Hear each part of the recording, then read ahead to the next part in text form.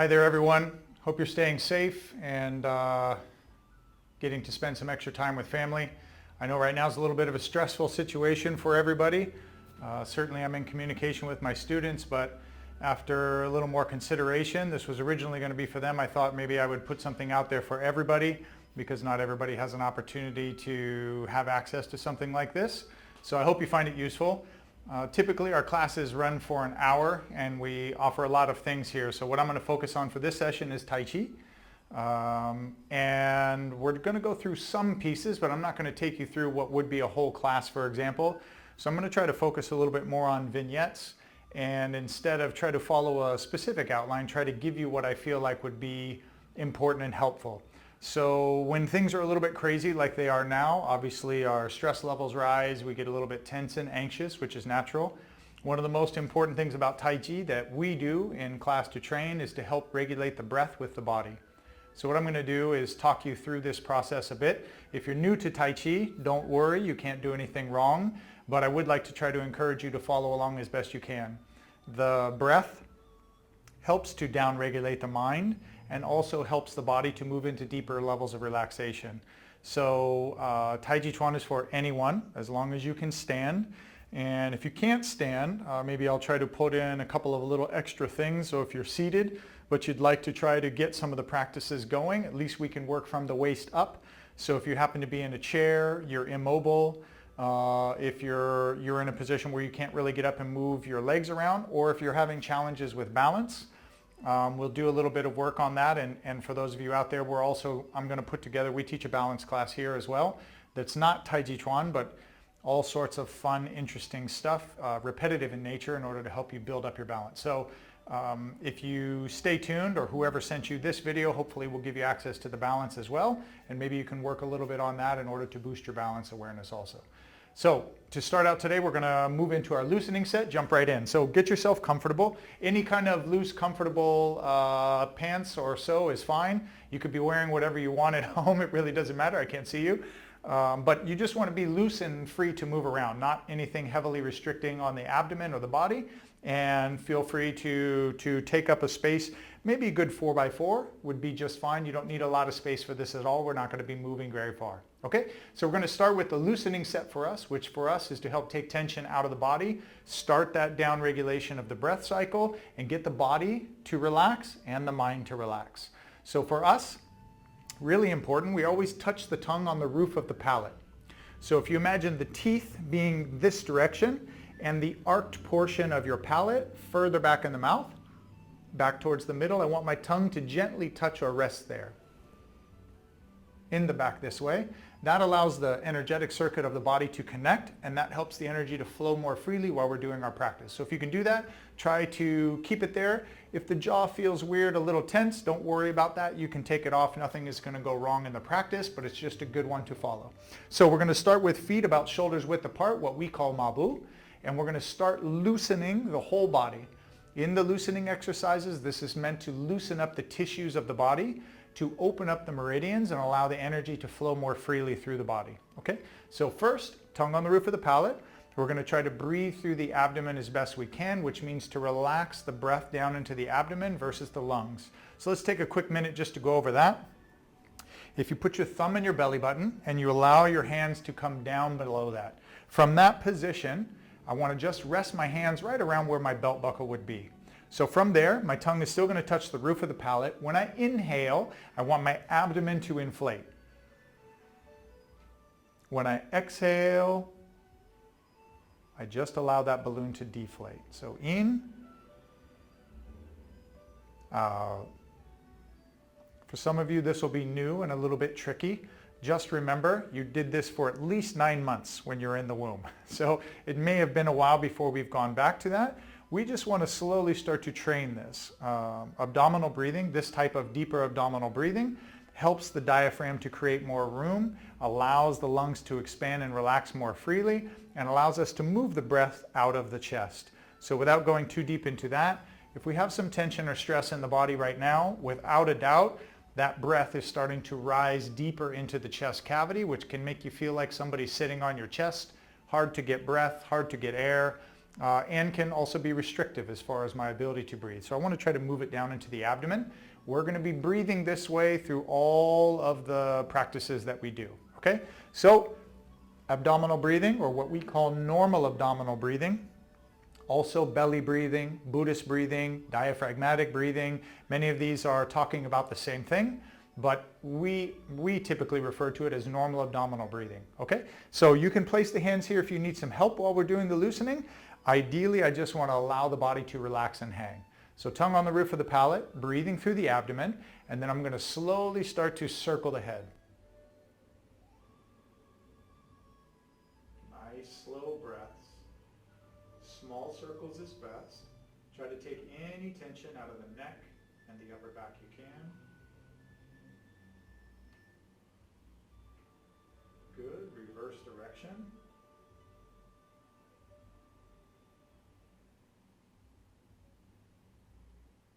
One side typically feels more comfortable than the other. That's okay.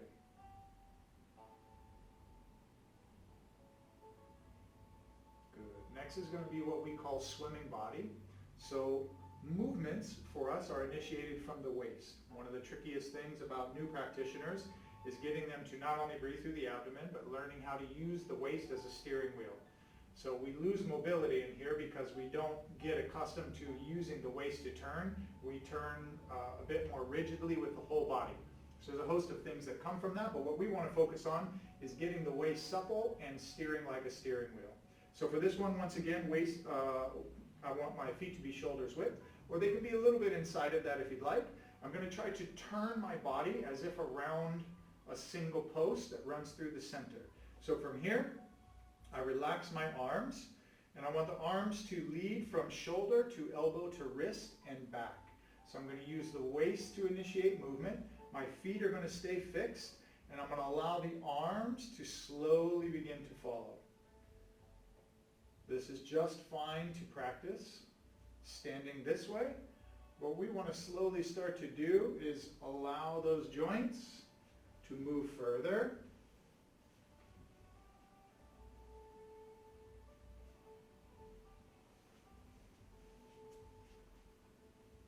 And I'm going to open the mouth a bit on this one.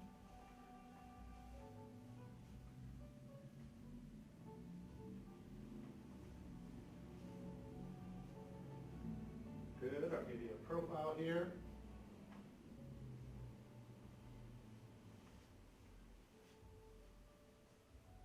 One more.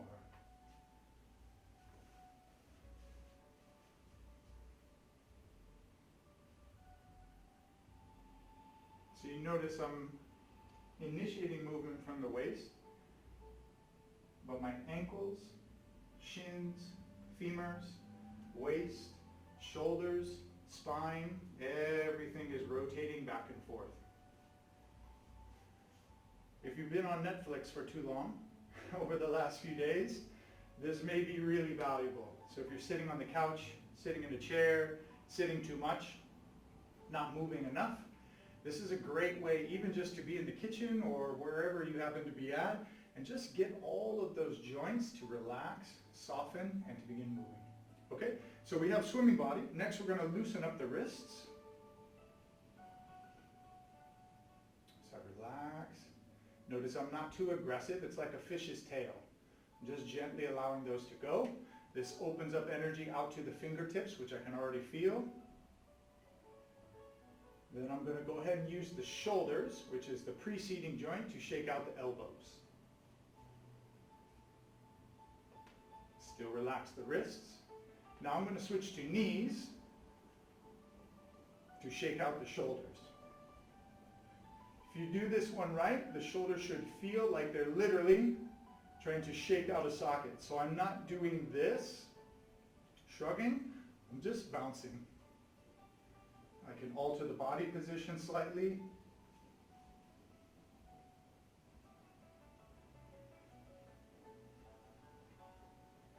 I want you to shake this one for just a little bit longer.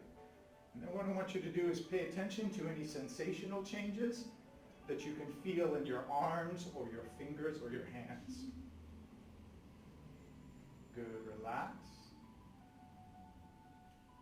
Try Try to sense any changes that you feel in the forearms, the palms, or the fingers. In Tai Chi Chuan, one of our goals right away is to help identify what kind of sensory changes happen when we're moving and loosening the body and practicing.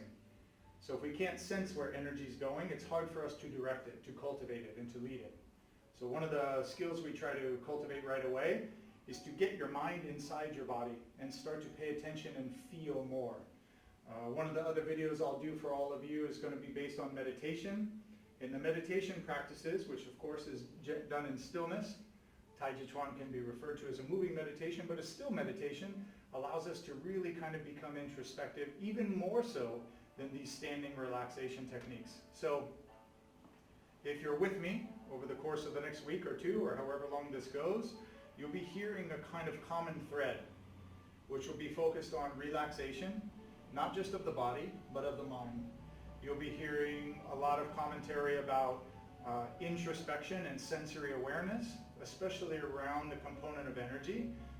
For some, the idea or discussion of energy seems less scientific. I assure you it's not.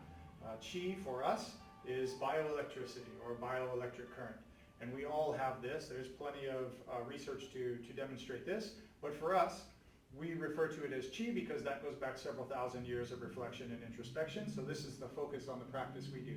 So for you, the main thing is you can ignore all of that stuff and just try to pay attention to what you feel. Feeling is the language that the mind and the body use to communicate with each other. The problem is that language doesn't get used too much unless the body is screaming and angry. Then the brain says, okay, I got you. And what we typically do then is take a painkiller or Advil or some kind of thing to knock down the pain signaling. But remember, most arguments, i.e. between the body and the brain, don't initiate in a shouting match, right? They initiate in some form of disagreement. The mind makes a request, the body doesn't answer the way the mind wants, the body starts to respond, or the body is unhappy and starts to try to communicate with the mind. The problem with that is, of course, then the mind maybe doesn't listen so well and says, hey, I'm busy, I have stuff to do. So in this time, when you have some slower time, I hope that you'll try to cultivate this practice of awareness. We hear a lot of this stuff nowadays about being present, right? And being present, part of that has to do with being within, to have an introspective viewpoint, to start from your own center. Not just to pick up everything that's around you, but really what's within you. Then slowly move from that position. So that's what we'll be doing today. So we've done neck loosening, which is the top of the curve. We've done swimming body, which is to get the body loosened, initiating here. We've loosened the wrists, the elbows, and the shoulders from this position. So next we're going to do outer hip. Once again, I'm back at shoulders width, and I'm going to circle the waist. This is like the old hula hoop where you swing that one around. So you'll notice that these 2 points can actually shift off their center. So that one I'm just focusing on trying to identify where the hips can move, where the outer ranges are. Tongue is still touching the roof of the palate. Still breathing through the abdomen.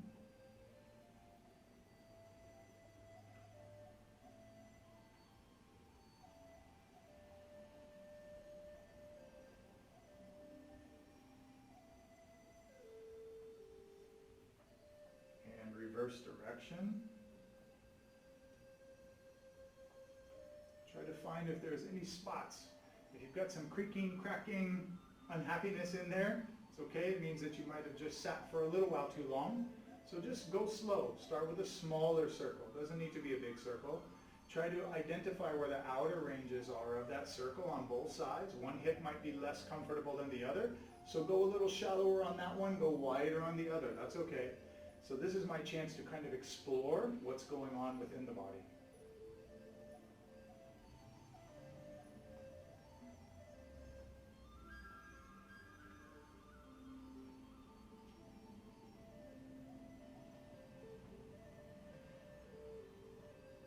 Good, back to center. All right, so next we're going to do what we call windmill. So windmill, because it looks like a windmill, it actually looks like the old cartwheels in a way. But for some of you, I want you to be really cautious. Beware of your back, beware of your balance. If you have blood pressure related issues, be careful of this as well, because I'm going to be moving the body through a circular plane of motion. My head will be dipping below horizontal. So if you have any kind of blood pressure issues, be really careful and really slow. You don't need to dip all the way down there, so don't feel like you need to do that. All of these practices in the loosening set are really about you taking a little bit of time to get to know or explore what's going on in your body. Where there may be some extra tension, if there's a little bit of pain, which of course is signaling, nerve signaling back to the brain of the body saying, hey, tread lightly or stay out of here. It can be either one of those two. So this whole loosening set, other than opening up the channels in the body, is to give me a chance to explore, to get the energy flowing more freely. If I've been sitting, like I said, a lot, or laying down a lot, if you've been unwell, we want to try to get that energy moving throughout the body and loosening up any of those tissues that feel like they've been stuck for a while. But that doesn't mean that you are not an individual. So when students come to class here, I tell them, you have to learn to listen to you and explore your own unique situation. So we don't force our way into position, we try to find out where we're at, okay? So for this one, once again, feet haven't moved really, I'm still fixed at shoulders width. I'm going to go right hand is going to turn the body to the right. And my right hand is going to drop behind my waist. From here I'm going to circle down. Inhale as I come across the bottom. Turn my waist to the left. Exhale as I stretch and reach across the top. And inhale again. Exhale.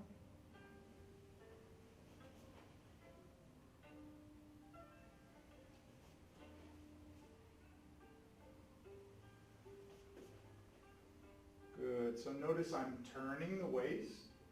A little bit of stretch in the hamstrings. But as I drop down, like I said, just be careful, not too fast, not too aggressive. It's perfectly fine for me to just do this. I don't even need to use the arms if I don't need to, so I can back down the exercise from there. Now we're going to reverse side, and I'm going to show you from profile view. So from here, I'm going to the left now, which means left hand is going to go behind the left leg to make room for my body to come down here. So I inhale, exhale, and notice I'm not arcing back, so try not to shift the body back. Try to stay vertical as best you can. In, out.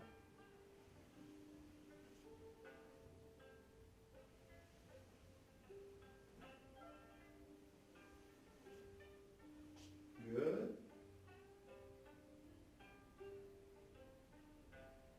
Okay.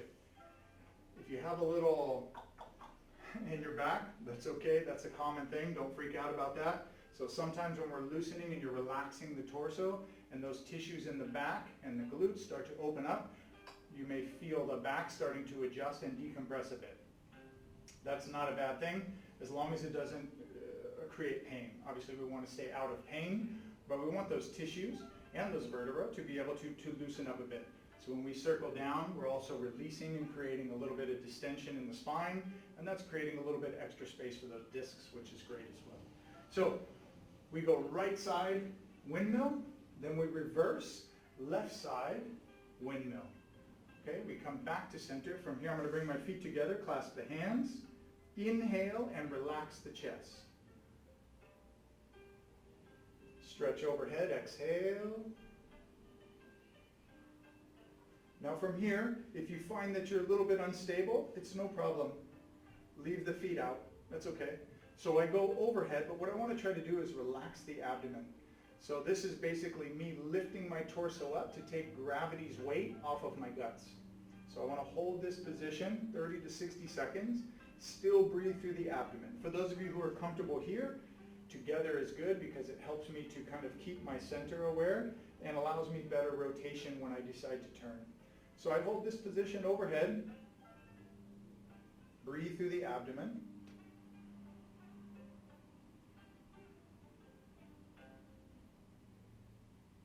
Then I'm going to turn to the left as far as I can. So I'm going to rotate from the ankles, knees, hips, waist, shoulders. And I'm going to continue to breathe here. And I'm going to switch sides. As deep as I can without creating any pain. Switch again.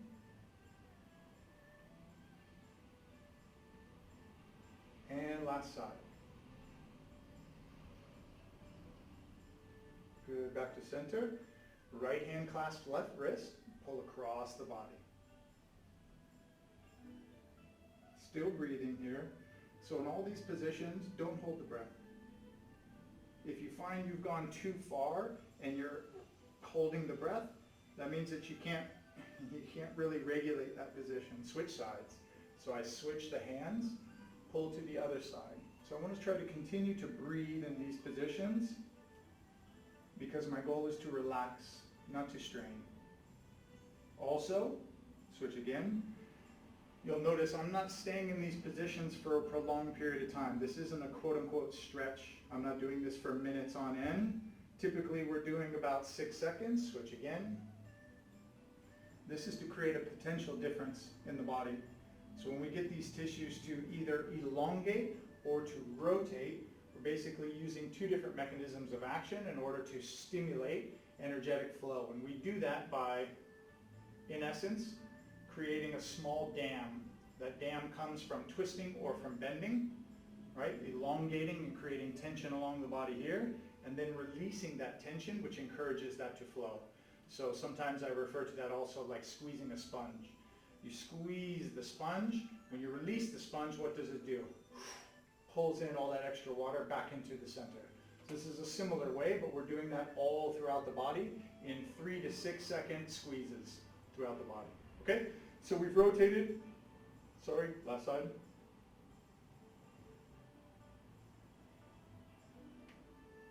Good, we come back to center. We relax the elbows in and release the shoulders. Good. Ankle rotations. So this one I want to try to rotate the ankle as wide as I can. Reverse direction.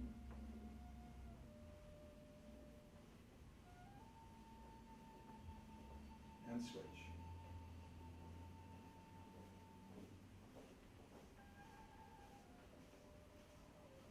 Reverse.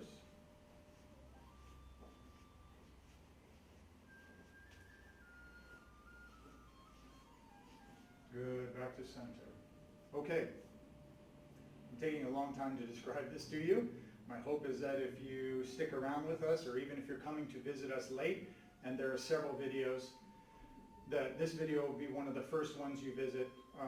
Depending on where I post this, there are some other videos that I've posted of this in detail that can help walk you through again, but I think this will be quite thorough for you to start.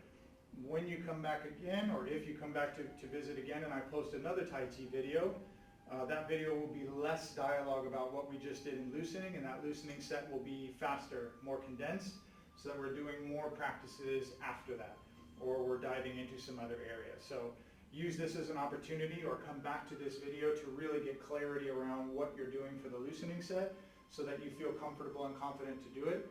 If I had to pick one thing that you could do in the morning, noon, or evening, anytime you feel like you've been sitting too long, or you have a lack of activity, or you feel stagnant, but maybe it's raining, I'm watching the rain come and go here, this is a great one to get up, and you should be able to loosen even in sections. You don't have to complete the whole thing. You might just get up and shake your hands out. If you've been typing, you're working from home, something like that, easy to just relax the wrist, do the elbows, shake out the shoulders, and then just relax the body and feel that energy returning back out to the hands. It's a great exercise. So you can pick, as you start to know your body better, the landscape of what's changing, and then make the adjustments as you'd like to go. Okay? So we just loosened up. We're going to go through 2 more components here, which will be spinal gong. This is the last section of our warm-up as far as our typical Tai Chi Chuan classes. So from here we're going to go both hands on center.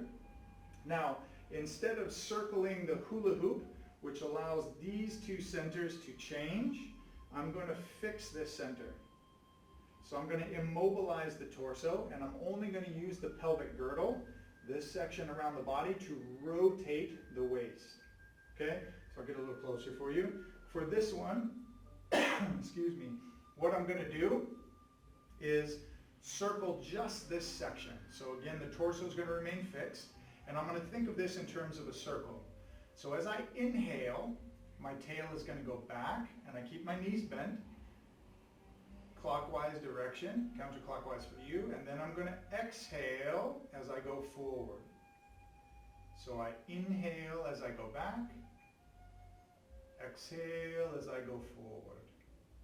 Typically I like to have your hands on center because this gives me a good kind of tuning awareness to where the body is at in space. If I'm not touching anything, you may feel like it's happening, but it's not happening very much. So what this does is closes the kinetic loop, the body's ability to be aware of where it's at in space, while I try to create that circle. Once again, tongue is on the roof of the palate, still breathing through the abdomen. Then I want you to turn that belt buckle to your right as far as you can, or you can do your left if you'd like to mirror me in the screen. Keep my feet, so notice I didn't allow my feet to turn, if you can still see the feet. I'm not turning this or this. So I'm keeping these feet fixed because I'm going to twist the long bones of the body as far as I can. So I'm going to twist the two bones in the shin, twist the femur, twist the waist. Then I'm going to continue to rotate clockwise. So I want to still make the largest circle I can. You're going to feel some pressure change a bit on the hips. That's okay. That's part of the practice. So I inhale as my tail goes back. Notice you'll find some tension on one side. Exhale forward in that circle. Tension on the outer hip.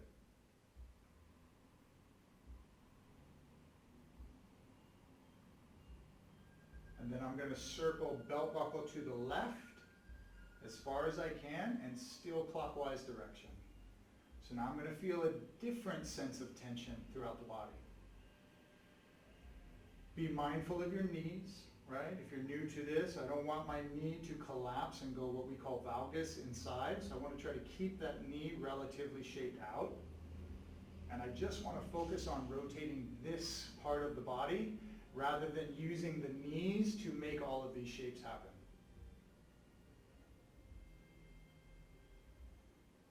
Inhale back, exhale forward. Then we're going to slowly come back to the center, and then I'm going to reverse direction. So I'm going to do that one sideways for you. So now we're going to go counterclockwise, and I just want you to get an idea in space. What is front, what is back, and how does this rotate? So again, my feet are fixed, pointed forward, shoulders width, tongue on the roof of the palate, breathing through the abdomen, both hands on belt buckle. Ready? Nice and even, knees are bent, counterclockwise. So I circle in, exhale out. In, out.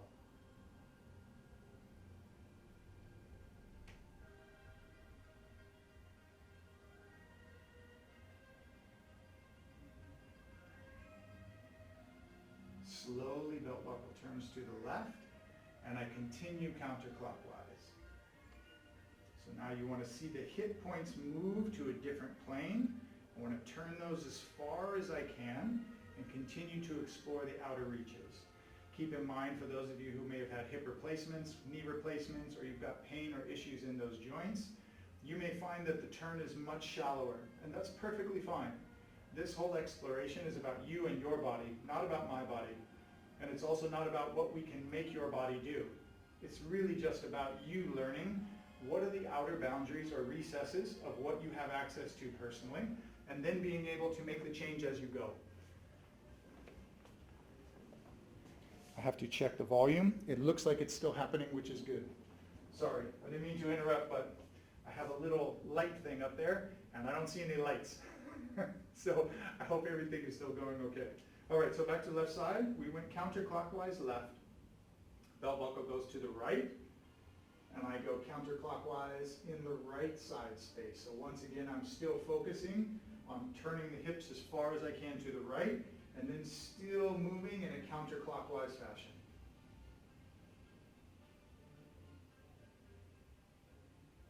Then I'm going to slowly come back to center. This one's important. When I come back to center, I'm going to relax all the muscles of the abdomen and low back, and I'm going to slowly start to spiral down. So I want you to think about a BB in a funnel, smaller and smaller circles. And I want to try to see if I can find the very center point of the physical body.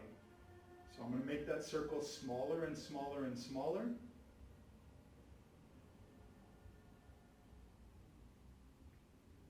Relax.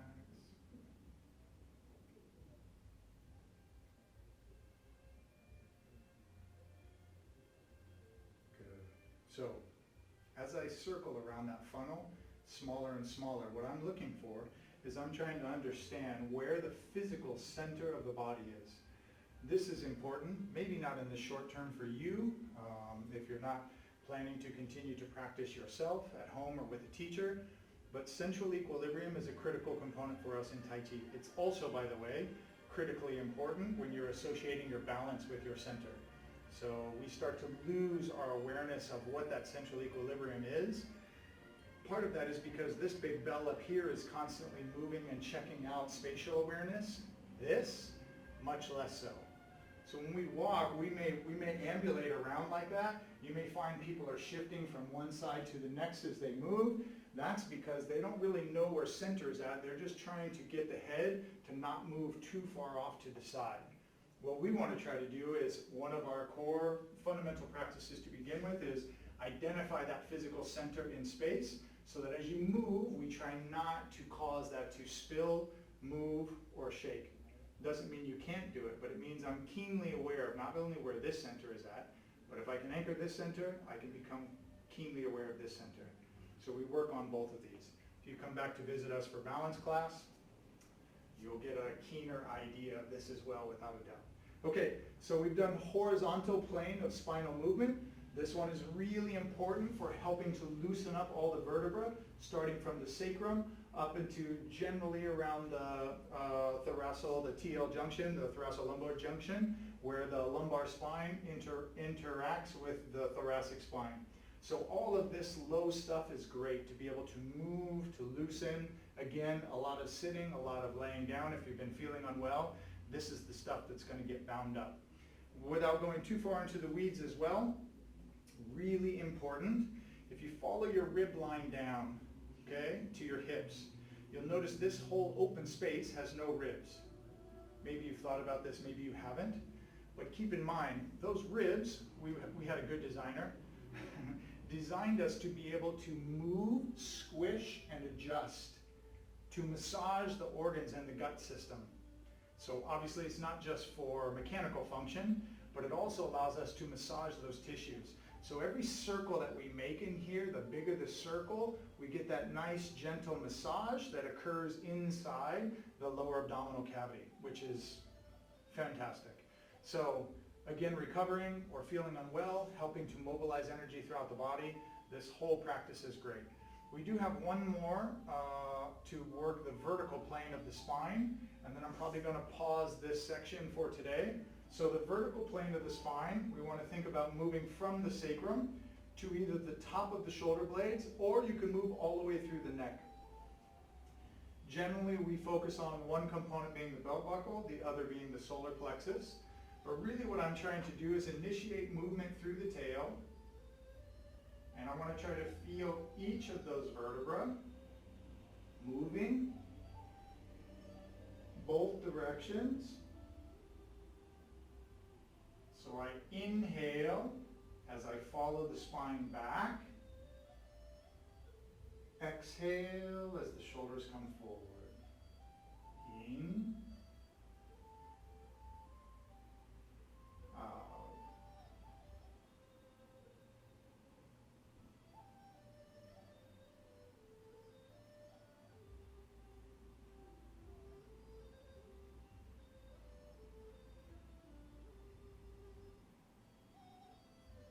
So that side view hopefully gives you a sense of drawing the vertebra up, releasing them forward.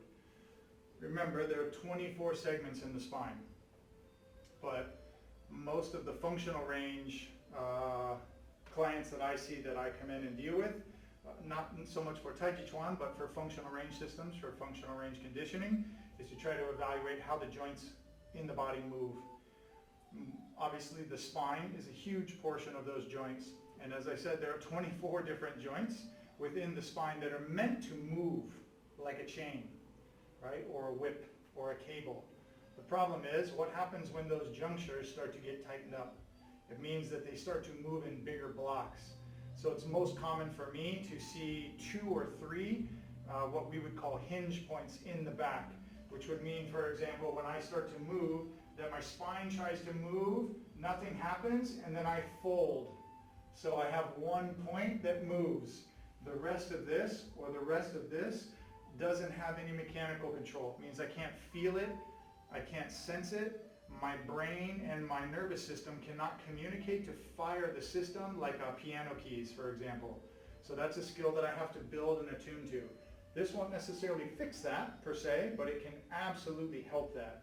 Because now what's happening is I'm telling the brain, hey, knock on the door down there, find out who's home, and try to move that stuff.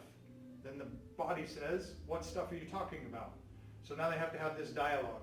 The more frequently they have this dialogue, they can argue a bit, which is fine, but then when the brain starts to ask the body what sections it's trying to move, when I try to do that, now the body is working to try to move each of those individual segments, which is really what we want to try to focus on. So once again, this is vertical spine wave for the torso, all the way from the sacrum with the hips moving to move each of those individual vertebrae and release. And this is important for Tai Chi Chuan because we want the spine to initiate that movement that creates a waveform throughout the body. Okay? So horizontal spine, vertical spine, right? And the loosening set.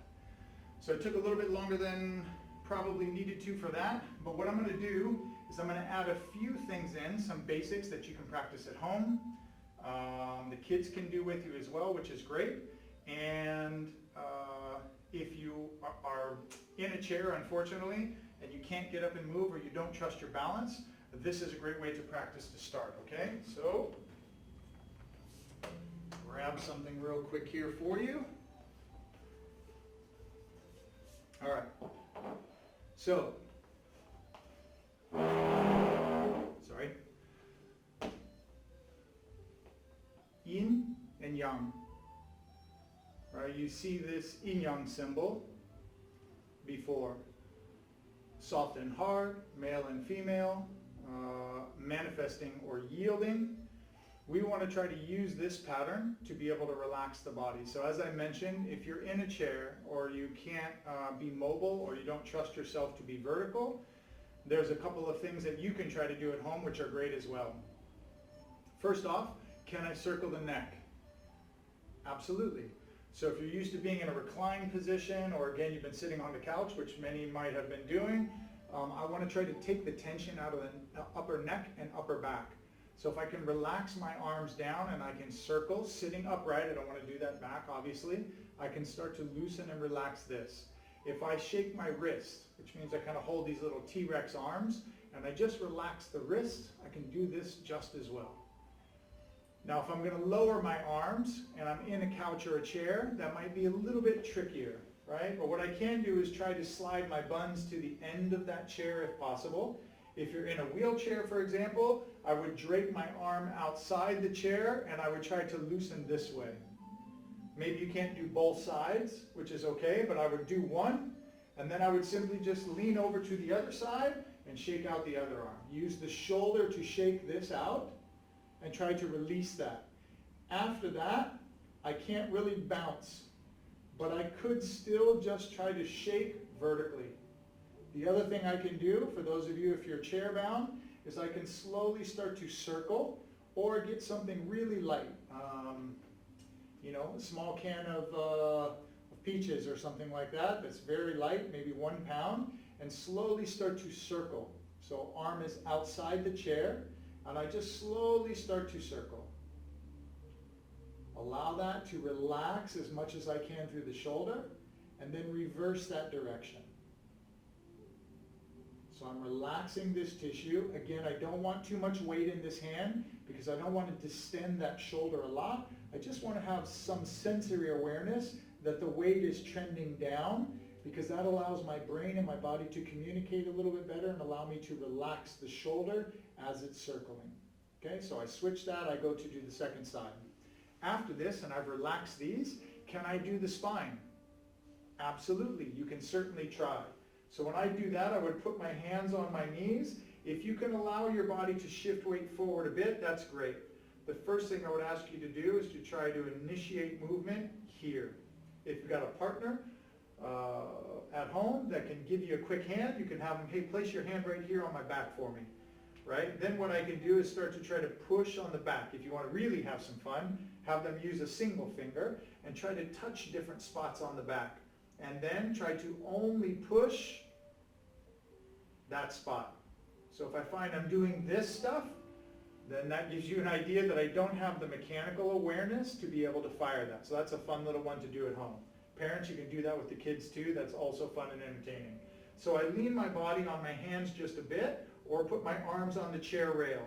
The only thing I want you to be careful about with the chair rail is if you do that, you're going to fire these muscles here, trying to as if lift yourself up, and the spine is not going to want to articulate smoothly.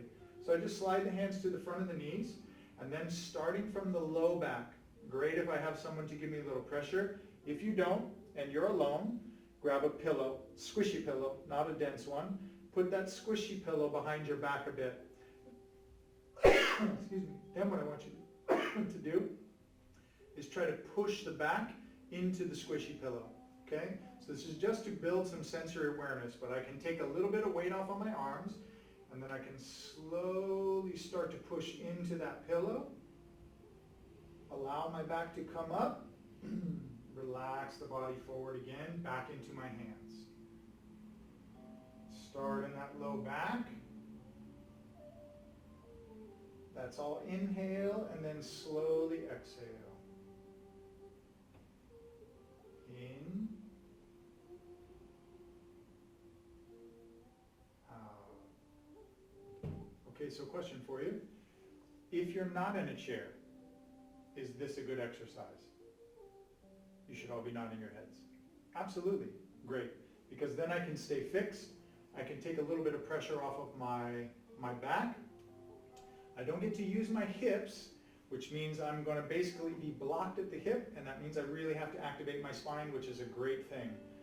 But don't be frustrated if you don't get the results you're looking for. We're still opening a dialogue between the mind and the body in order to help the spine articulate. So that's where we're going. So once again, tongue is on the roof of the palate, if you can.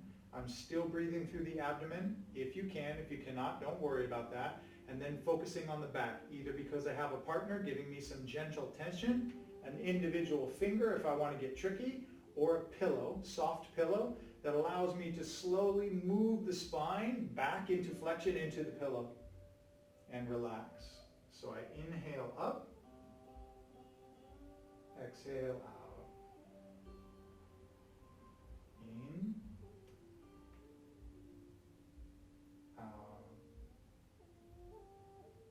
In, out. Good. Okay. Many of the things we can do with rotational force, but when it comes to the spine, linear deficiencies are much more important to be resolved first than rotational. Rotational deficiencies can be tricky. So when it comes to the spinal column, we want to work on linear control and regulation before we start twisting stuff around. Okay? So this is a great way for us to practice linear articulation. So now, whether in the chair or having fun at home or giving a try to this, the other thing I want to get back to is the yin-yang.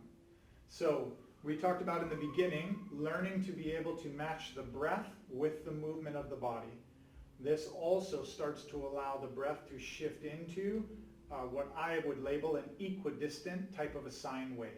So just to describe this real briefly, since we're on the topic, this also means that when I inhale, I try to match the length of inhale with the length of exhale. So I don't want to hold my breath on the exhale, and I don't want to hold my breath on the inhale. I want that to be 3 to 4 seconds in and 3 to 4 seconds out.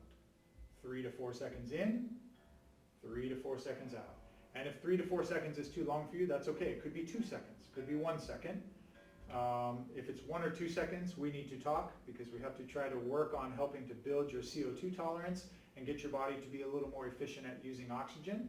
But if you're recovering from illness or something like that, it's okay, we'll start slow. But what this allows us to do is when you create this sine wave, so to speak, this nice, smooth, even, and consistent breath cycle, this actually shifts the brainwave state. And this is what we're working towards. It's one of the secrets of Tai Chi Chuan that doesn't get talked about a lot, but is really important. It's why somebody who's brand new like you can follow a class like this. I'm talking a lot today, so we're not doing as much movement for you to sense that, but you will in a second.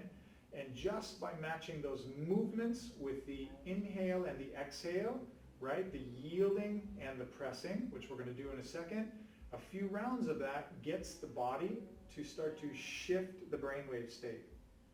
So in a way, we lull the brain into, I don't want to say a trance, but a trance-like breath pattern that allows the body to relax a little bit deeper, which allows the mind to relax a bit deeper. And that will continue to move itself in a cascading effects, allowing us to relax deeper. So if you remember, we started this conversation today by saying, maybe we have a little tension, a little bit of stress, we're a little concerned about the things that are going on.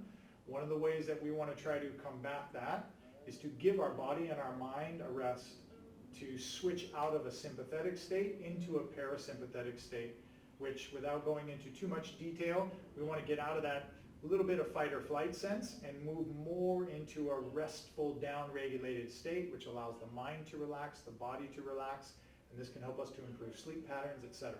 So all of this is certainly something you can be doing at nighttime before bed to help you get more rest. If you are having trouble with sleep, put something in the comments for me and let me know. I'll be monitoring this stuff because I probably don't know you unless you're a student. And the whole purpose of me doing this is to help you, to help all of you ideally. I can do these things on my own, but I can't give them to you or my students if they're not here. So if I don't know what's happening with you, of course, I'm only one man. I don't have all the answers, but I've been doing this for a while and I have some good ideas that maybe can help you. So put any kind of questions or things you have in the comments, and I'll do my best to try to give you feedback and help, or maybe it's something I'll put into another video, okay?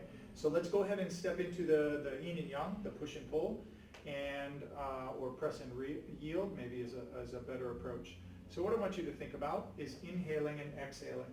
Tongue is still on the roof of the palate. I'm still breathing through the abdomen. So when I do that, what I'm going to do is I'm going to start with just the arms, okay? So I'm going to allow the arms to come up, inhale. I'm going to turn those hands over and exhale.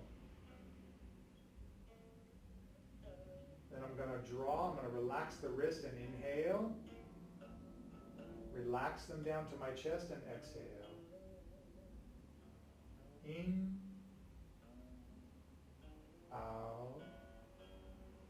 Now if you're a little bit quicker, that's okay, but what I do want to find is when you are relaxed or at this moment, what is your normal breath cycle? What is it for you?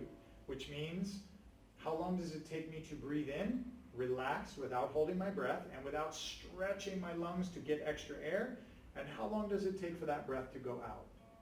So very simply, just start to count in your mind. In, out. If it's a little quicker, it's okay. In, out. That's okay. It just means it's a shorter cycle. That's fine. Our goal, though, is to get you to relax, not only mind and body, but when that relaxation occurs, you may find that that curve starts to stretch out a bit. And what was 2 seconds when you started with me today ends up being closer to 3 seconds or maybe even 4 seconds, depending upon how wound up your body and your mind is. So we want to try to relax ourselves deeply into that thing, and we're using the breath and movement in order to be able to achieve that. So once again, we'll go from here. The pattern is going to be push out, relax my wrist as if coming over a nice beach ball, and then back down to chest to push. So in and out, in and out. Doesn't have to be perfect. Okay, inhale, exhale, relax in, out. Let's go for 10 of these together.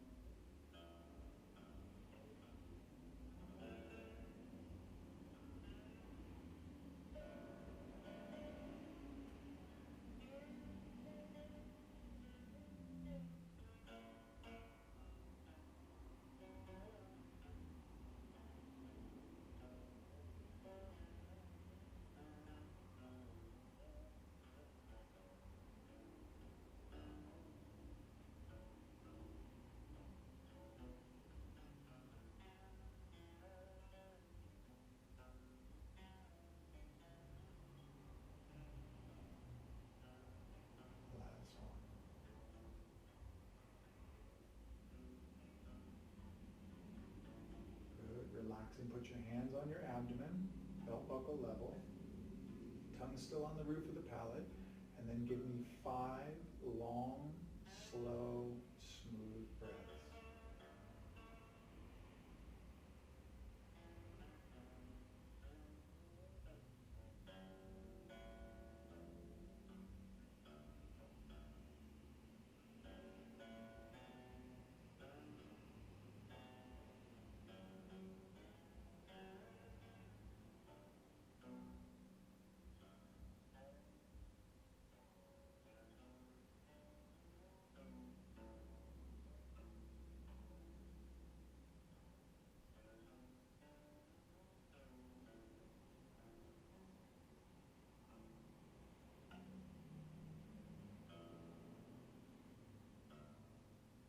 Good. How do you feel? So mind you, no forms, no patterns, other than the pattern of relaxing the hands. This is part of the power of what matching the breath to movement can do for you. So when we revisit again, and we'll go through this, as I mentioned, a little bit quicker, we'll go through the loosening set each time so that when you join me, you can step in, get yourself comfortable and relaxed, get in your place you want to be, and we'll walk all the way through the loosening set together. Then we'll go into the spinal gong together, so you do horizontal and vertical plane of spinal gong. And then we'll also be adding in some other features as well, and maybe we'll even work on a little bit of patterning for you also. So we're going to go through some static Qigong exercises, what we would label medical Qigong exercises, which are very common, great for helping the body to be able to normalize or rebalance the energetic flow in the system, which is really important for us, right? So everybody is a little bit concerned about immune system or immune system support, naturally so. That starts with being able to help support the organ systems in the body. They all operate at their own individual frequency or energetic level. So they're not exactly the same. And the way the body regulates that is by opening up the rivers or channels, meridians as we call them, to allow that energy to flow smoothly, unimpeded, so that those balances can return back to normal. That allows the organs to function the way we need them to in order to be able to do their job, in order to keep the body well. So we want to try to do everything we can to put those back into a balanced state, and we'll do that through practices here. So I appreciate you joining me today. I hope it wasn't a little bit too slow for you. For my students, I know it's a little bit redundant, but I hope you get something out of this as well. There's always something to learn in the smallest details. So pay attention, try to follow through as best you can.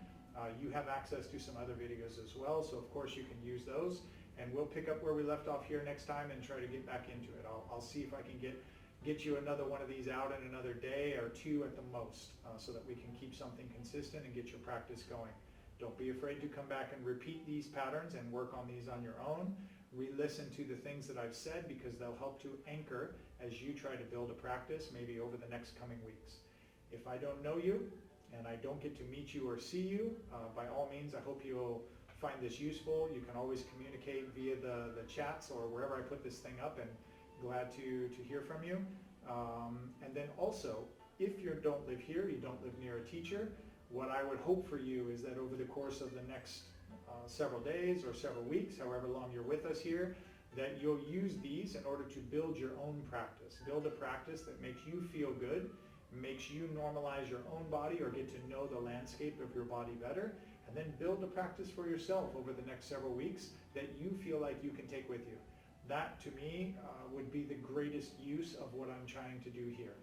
This is just me giving my time and some of my knowledge to be able to try to help all of you, so I hope you put it to good use. Okay? Thanks for tuning in.